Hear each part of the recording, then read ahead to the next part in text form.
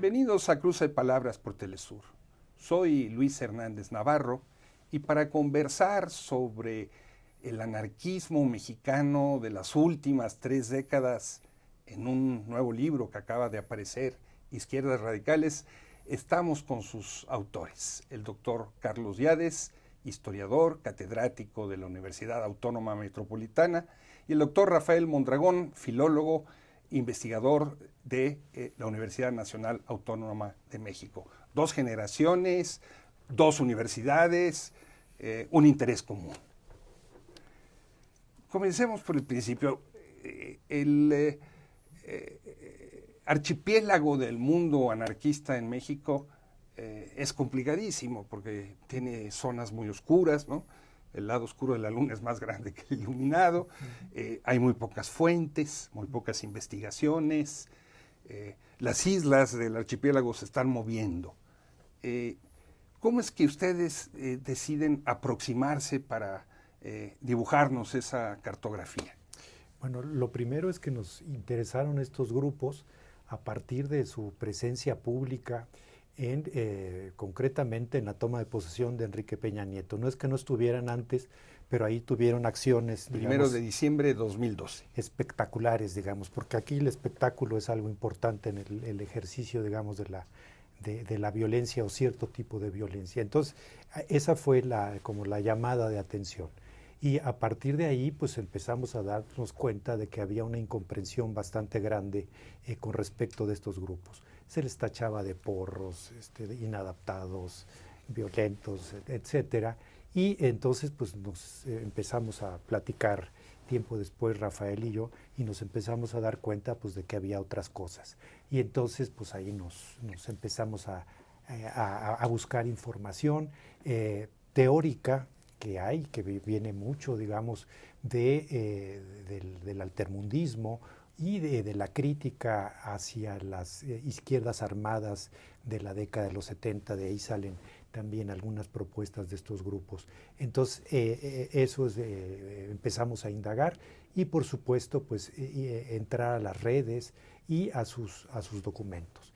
Y ahí, como bien señalas en tu presentación, pues desde que no hay muchos, a veces no hay certeza de que pues si son de ellos, no son de ellos, aparecen, desaparecen en las redes, pero bueno, así comenzamos a hacer una especie de cartografía y resultado de eso es este libro. El libro son realmente 2 libros estructurados, hay una consistente referencia histórica que no es solamente mexicana, ¿no? Y luego la aproximación a lo que digo, las últimas 2, 3 décadas, sobre todo a partir de 2012, de estos grupos. Diera la impresión de que el viejo anarquismo es una ideología, una visión del mundo que nace del mundo del trabajo. Pero en cambio el nuevo anarquismo nace de la precariedad y nace de la reivindicación del gozo. ¿Cómo se conectan algo que aparentemente está tan dislocado o que no debiera, o sería difícil explicarse una línea de continuidad entre ambos?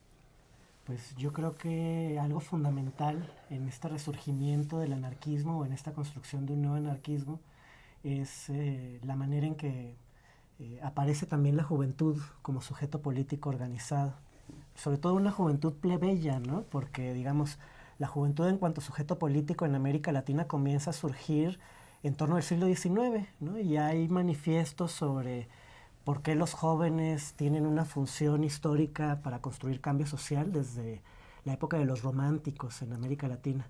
Pero los jóvenes plebeyos, ¿no?, toman esa batuta al mismo tiempo que, digamos, entran en crisis las izquierdas tradicionales en torno de los años 60 y son ellos los que van a construir una nueva cultura, ¿no? que más que anarquista hablamos de una cierta sensibilidad anarquizante, ¿no? con afinidades selectivas respecto del anarquismo histórico, y eso va a permitir el diálogo entre algunas personas que forman parte de estos nuevos grupos y algunos representantes del anarquismo histórico, que esto en México será distinto a como se dio en Argentina, en Chile, en España, en donde hay una cierta permanencia de organizaciones muy que fueron más o menos poderosas, ¿no? Hay ateneos, hay bibliotecas, ¿no? Los legados impresos siguen siendo resguardados y los clásicos del anarquismo siguen siendo leídos. En México hay una historia que es mucho más precaria, ¿no? Pero a pesar de todo es posible este encuentro intergeneracional gracias al cual el nuevo anarquismo surge más como una cultura, ¿no? Ligada a una cultura que a una situación de clase únicamente, ¿no? Por eso también algunos colegas que pertenecen más firmemente a, digamos, al mundo académico tradicional, no nada más en México, pienso en Chile, en Sergio Gres, han dicho que estos nuevos anarquistas no son anarquistas, ¿no? No tendrían la credencial que los identificaría como anarquistas históricos, pero pues yo creo que, y a lo mejor Carlos está de acuerdo, si se llaman a sí mismos anarquistas es como el pato, ¿no? Hace como pato, ¿no? Tiene pico, pues es un pato y será un pato de otro tipo, ¿no? Y claro, esto se vincula a un tema que nos pareció especialmente importante en el libro, al mismo tiempo que decae la idea tradicional de revolución en torno, digamos, y eso muy claramente con la caída del muro de Berlín, el derrumbe de la Unión Soviética, cobra relevancia un planteamiento que estos grupos habían ido elaborando muy fuertemente en los años 60, pero en realidad desde las décadas anteriores, que tendría que ver con la centralidad de la vida cotidiana, ¿no? Y ahí es donde aparece, fuera de cámaras platicábamos aquí con Rafael, la importancia que le dan a una figura como la de Henry Lefebvre, ¿no? Y recuperan su autobiografía, Tiempos equívocos. Es curioso, entre otras razones, porque la presencia de Lefebvre en México es más marginal, es un interlocutor de revueltas, ¿no? Alrededor del asunto de la dialéctica, algunos grupos que quieren ser medio situacionistas toman cosas de él, pero ustedes lo reivindican abiertamente como un puente. Sí, quiero volver un poco. Adelante. Es que lo que dice Rafael para los jóvenes anarquistas es lo que ha pasado pues con todas las izquierdas, ¿no? Es decir, ya esta asociación que antes era más fácil, al menos teóricamente, entre la conciencia y la clase, pues se ha dislocado en todos lados. O sea, la clase obrera pues vota por la derecha o la ultraderecha, ya no es naturalmente socialista y así podemos ver todos, ¿no? Entonces ya ahí el anarquismo es parte de esta realidad en la cual no existe esta conexión automática, si es que alguna vez le existió, ¿no? Otros piensan, por ejemplo, que el anarquismo arraigaba más en sociedades agrarias que en sociedades obreras y que era parte de la periferia europea, etcétera, etcétera. Entonces, bueno, ellos lo muestran. Y de otro lado, pues, también lo que tenemos pues, es un cambio importante, pero también muy ligado a las circunstancias. Esto es el nuevo anarquismo. Si bien el anarquismo no desaparece y además es como una actitud, un ethos que siempre está presente, o sea, es grato ser anarquista, o supongo que es grato ser anarquista. No se puede ser comunista y vivir como comunista en la sociedad capitalista, pero sí puedes vivir como anarquista o acercarte más a esa forma de vida. Pero bueno, acá lo importante pues, es que se da en un momento este resurgimiento cuando ha caído el muro de Berlín, cuando el comunismo oficial pues ya no tiene un asiento en un estado, y entonces es donde resurgen o rebrotan todas estas corrientes que estaban pues de alguna manera subsumidas o dominadas por el comunismo. En relación con Henri Lefebvre, pues nos parece muy importante su relación con el situacionismo, seguramente Rafael te dirá mucho más, y también el vínculo con Guy Debord, ¿no? O sea, creo que ambos, y esta visión, digamos, más heterodoxa del 68 francés, también dará un caldo de cultivo para esa, digamos, socialidad, para esa sociabilidad anarquista que va germinando, digamos, en la cultura. Sí. Ustedes hablan en el libro, casi de paso, de una figura que fue relevante del anarcosindicalismo español en México, Fidel Miró, ¿no?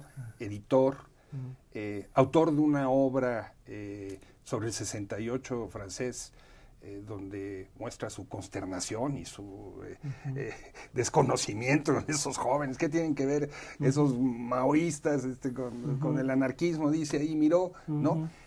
Pero hacen referencia a él en el libro como un personaje incomprendido por la nueva corriente anarquista que sigue. ¿Sería un caso paradigmático de falta de puentes generacionales? Sí, si no me equivoco, estás aludiendo a una de las muchas descalificaciones que un integrante, digamos, de la corriente más radical, insurreccional del anarquismo. Especialista en hacer descalificaciones. Así es, que fue Gustavo Rodríguez, ¿no? Pues sí, hizo cubano, asentado en Estados Unidos, que ha estado en distintos momentos en México, digamos. Y que durante unos años cobró relevancia, ¿no?, en sus intentos de convertirse, digamos, en el teórico más visible del anarquismo insurreccional, ¿no?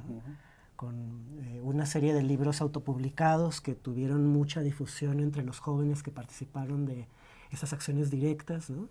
Después, visto con mucha sospecha por muchos integrantes de estas formaciones, ¿no? Porque, bueno, pues los mapas que ofrecieran tan detallados que parecían terminar funcionando en contra de las personas con las que decía querer dialogar, ¿no? Pero sí, Gustavo Rodríguez, en su intento de posicionarse como una voz dominante frente a los jóvenes que compartían la rabia, la desesperanza y la angustia, ¿no?, en esos años tan oscuros, ¿no?, que rodearon la toma de posesión de Enrique Peña Nieto antes y después. Hizo un trabajo muy, muy minucioso, ¿no?, por intentar demoler a las figuras del anarquismo histórico y mostrar el anarquismo que él defendía como alternativa. Lo hizo con Miró, pero no nada más con Miró, lo hizo con Ricardo Mestre, lo hizo con las personas que en algún momento participaron de la experiencia de Buenaventura Durruti, ¿no?, y que estaban en México. Los acusaba, digamos, en una defensa de un cierto anarquismo posmoderno, al que le dedicamos muchas páginas en el libro. Los acusaba de ser utopistas autoritarios, ¿no? Porque en su visión de una sociedad ideal lo que estaban haciendo era imponer un conjunto de valores, de ideales que coartaban el libre ejercicio de la libertad, ¿no? ¿Les parece si vamos a una pequeña pausa? La guillotina del tiempo es implacable. Muy bien.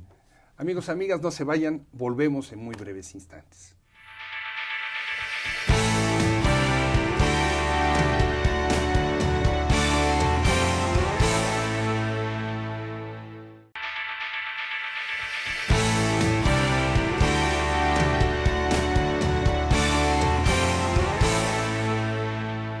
Estamos ya de vuelta en este cruce de palabras, conversando con los doctores Carlos Yades y Rafael Mondragón sobre su último libro, Izquierdas Radicales, una especie de historia, cartografía sobre el anarquismo mexicano de los últimos años. Mis colegas en la prensa, cuando hablan de anarquistas, se refieren a ellos como vándalos, violentos, sectarios, adoradores de la lumbre, los pasamontañas. Lo que ustedes muestran en el libro es otra cosa. No dejan de mostrar esta cara también, pero hablan hace un momento, se hacía referencia a Mestre y su biblioteca y su anarcopacifismo.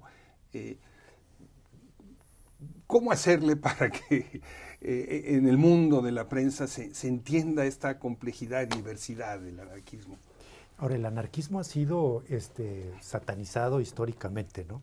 De hecho, la palabra anarquía se usa antes de que surja el anarquismo, y entonces todas las cosas que atribuyen al anarquismo, el desorden, etcétera, y que funciona como explicación desde, bueno, ya no digamos de los griegos, pero del siglo XIX en adelante, pues ha servido para esta satanización. O sea, la palabra en sí es algo muy maltratado, ¿no? O sea, la anarquía supone orden y no desorden, etcétera, pero bueno, tiene toda esa carga y pues bueno, a no dudar en las décadas recientes.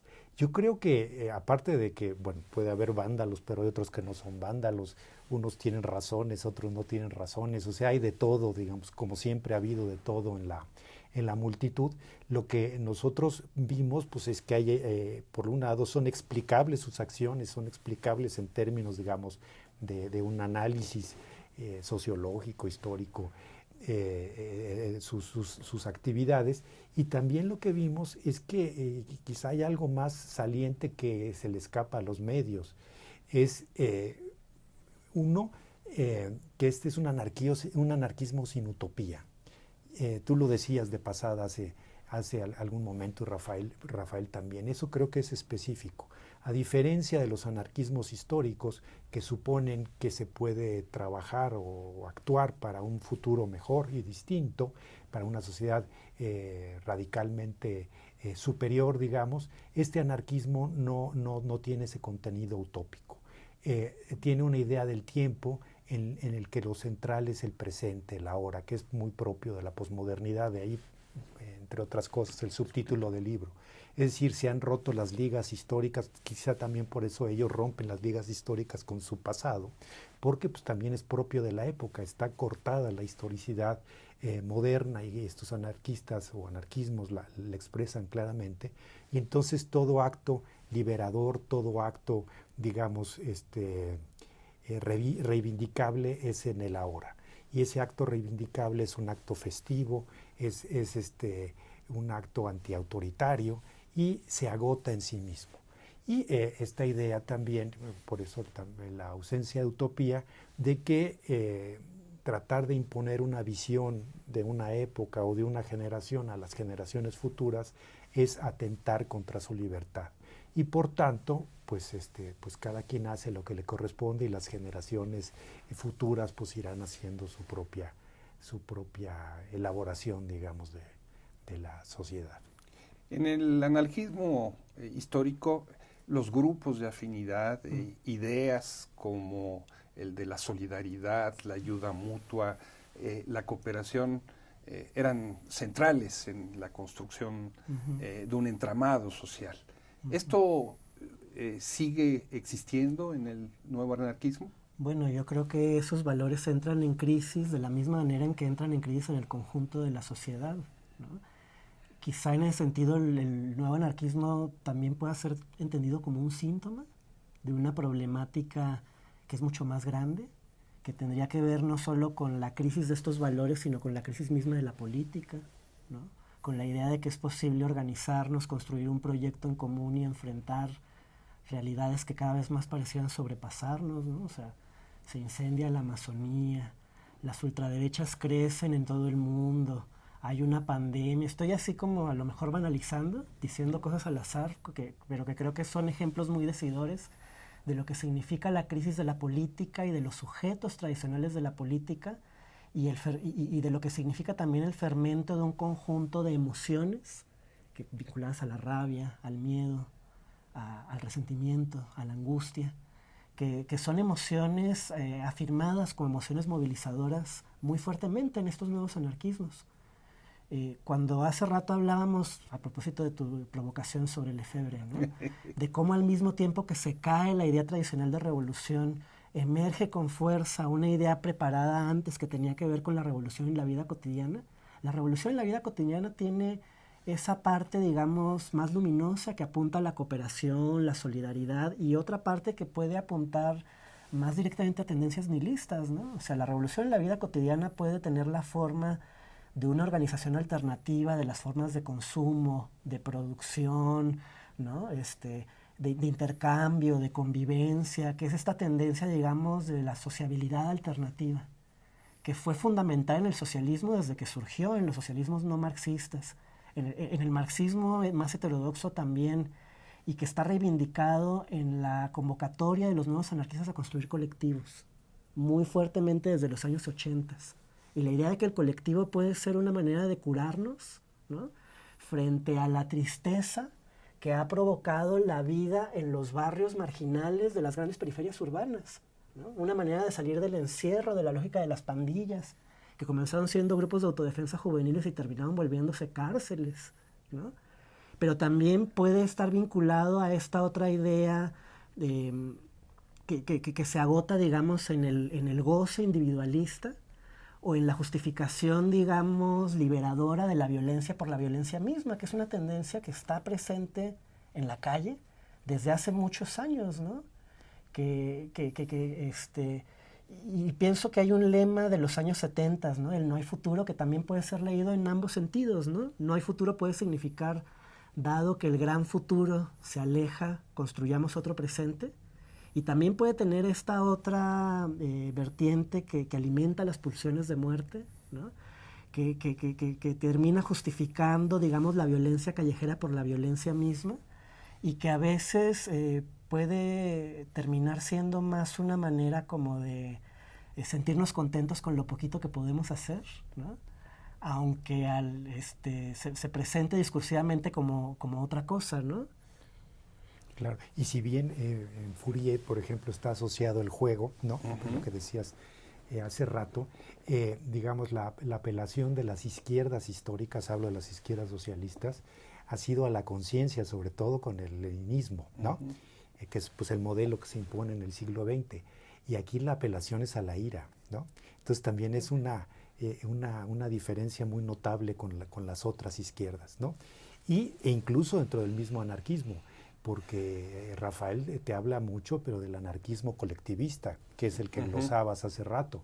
Y este nuevo anarquismo viene de las tendencias individualistas, que tienen especificidades, digamos, distintas, ¿no? Pero no Ralph Rocker, o sea, no buscan apelar a ese tipo de Miguel Jiménez fuentes. Igualada, ¿no? Ajá. O sea, a ver, los anarquismos individualistas, que han sido vistos con mucha sospecha, incluso por las personas que participan, digamos, de la vertiente más utópica del anarquismo, han aparecido históricamente en momentos en los que la revolución se ha puesto en entredicho, después de la Comuna de París, por ejemplo, y se han propuesto como reivindicaciones de la necesidad de construir una vida digna en el presente, ¿no? Y en eso también hay un corte histórico entre los individualismos, digamos, antiguos, ¿no? Como el de Rocker, el de Emma Goldman, el de Miguel Jiménez Igualada, el español que estuvo en México, que también tiene un libro precioso sobre el 68, en donde trata de dialogar con los jóvenes a los que tampoco entienden muy bien, ¿no? Y esta otra forma de individualismo que tiene una tendencia nihilista que hay que señalar, digamos, sin escandalizarse, sin moralizar, pero también yo creo que con la voluntad de discutir sus presupuestos, ¿no? Esto está vinculado a cosas que hemos estado rozando de pasada en la conversación, pero que tendrían que ver con la discusión que se ha dado en México y en otros lugares sobre los medios y fines, sobre la táctica y la estrategia, sobre la justificación o no de la violencia, sobre si la violencia en sí misma puede producir, es un acto liberador, sobre el daño, ¿no? Sobre la violencia entendida como daño, no nada más hacia los símbolos del poder y la autoridad o hacia las fuerzas represivas, sino hacia la gente común y corriente, ¿no? Que son, digamos, todos estos elementos vinculados a esta vertiente más nihilista, ¿no? Del individualismo, que está creciendo en el anarquismo como está creciendo, insisto, en otros segmentos de la sociedad, ¿no? Ustedes hablan de la huelga de 1999 en la UNAM, en México, en contra del alza de las cuotas, una huelga que resultó histórica y que terminó con la entrada de la Policía Federal al campus y la detención de varios de ellos, como un momento de incubación de este tipo de anarquismo. ¿Por qué sería así? Mira, ya había en los 80, por ejemplo, un vínculo, o se está fraguando un vínculo entre el anarquismo y el punk, y esta cultura plebeya de la que hablaba Rafael hace rato. Luego hay otro momento en que también hay algunas ligas, que es cuando aparece el zapatismo. Después hay una serie de actos ligados con el zapatismo y con otro tipo de protestas previos a la huelga del 99. Y en la huelga del 99, pues es ya cuando se manifiesta, digamos, una influencia en determinados núcleos de los huelguistas, y concretamente el grupo que se acaba concentrando en el auditorio Che Guevara y que, bueno, lo sigue monopolizando pues ya desde hace veintitantos años. Entonces, la huelga como que les da una presencia ya en un acto pues, de importancia nacional, masivo, etcétera, una intervención en pues, un espacio universitario y además están pues, relativamente blindados, ¿no? Entonces creo que por eso es muy importante la huelga. Y lo que se mencionaba hace rato de Gustavo Rodríguez, él tiene un papel muy importante después en un congreso anarquista que se da en el auditorio Che Guevara, ¿no? Se habla de que tiene que abandonar el país, que regrese, etcétera, y ahí hay pues ya presencia de anarquistas italianos, españoles, europeos, griegos, etcétera. Ustedes hacen también una referencia a la relación entre anarquismo y altermundismo, ¿no? Este movimiento que arranca en el 99 en Seattle, en contra de los organismos multilaterales, que se expresa de muy distintas maneras en protestas en Génova, en Praga, etcétera, etcétera, y que en México tiene una presencia limitada y momentos estelares, digamos, de intervención política en Guadalajara, donde son víctimas de una represión tremenda, ¿no? Y en Cancún en 2 ocasiones, ¿no? En las dos alrededor de la OMC, la primera en el 2001 y creo que la segunda fue 2003, cuando el coreano se autoinmola clavándose un cuchillo. Y se da una convergencia entre Vía Campesina, las organizaciones y el movimiento anarquista. ¿Serían equivalentes en México altermundismo y anarquismo? No es que sean equivalentes, sino el anarquismo, el nuevo anarquismo, es como la deriva radical del altermundismo. O sea, es un segmento del altermundismo. Y al mismo tiempo, digamos, yo creo que eso logra ocurrir porque hay un fermento, ¿no?, que viene desde los años 80, en donde se preparan discusiones, se construyen redes de colaboración política, pero también redes intelectuales, ¿no? Hay una circulación de textos y comienza a haber también una circulación de personas, ¿no? De tal forma que cuando el movimiento altermundista va tomando forma, ¿no? No es nada más, digamos, algo reactivo en respuesta a las reuniones de los organismos internacionales, ¿no? Esta gente ya estaba viajando desde hacía mucho tiempo, ¿no? Tenía relaciones de amistad, de amor, habían participado colaborando en revistas entre sí, ¿no? Y habían construido un cierto diagnóstico, ¿no? Que también es un diagnóstico compartido, Carlos lo ha dicho varias veces en otras reuniones que hemos tenido, por amplias capas de la sociedad, no es un diagnóstico exclusivamente anarquista, ¿no? O sea, la idea de la crítica del capitalismo en cuanto a civilización, la manera en que se articula la explotación con el problema, digamos, de la naturaleza, la conciencia de género, etc. No es un tema exclusivamente anarquista, lo que pasa es que ellos se distinguen por la radicalidad en que asumen el diagnóstico y derivan de él un conjunto de acciones. En un minuto, ¿dónde conseguir su libro?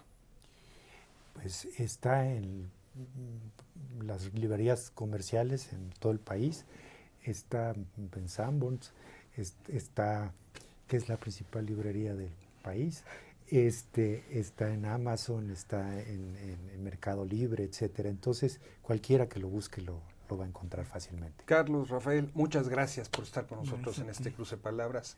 Gracias a ti por la invitación. Amigos, amigas, muchas gracias por su amable compañía. Ya saben, los esperamos la semana que viene aquí en Cruce Palabras por Telesur. Hasta la próxima.